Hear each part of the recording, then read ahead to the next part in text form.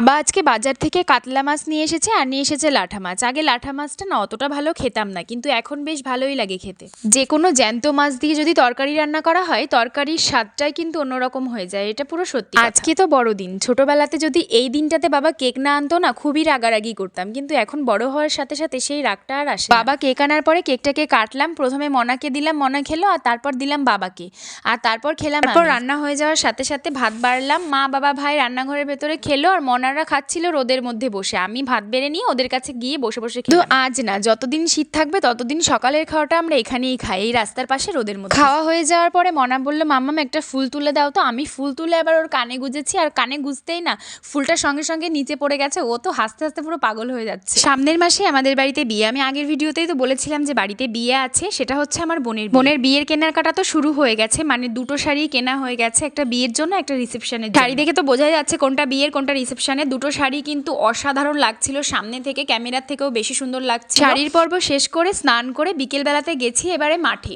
অনেকটা সময় গল্প করেছি মাঠে বসে বসে। আর ভাই আর বোনের তো সবসময় মারপিট লেগেই থাকে, ওরা দুজন সবসময় মারামারি করতে থাকে। আর সন্ধ্যাবেলাতে এখন জেঠি পিঠে বানিয়েছে, আমরা সবাই ঘরের মধ্যে বসে বসে পিঠে খাই। যাই হোক, আজকের ভিডিও এই পর্যন্তই, টাটা।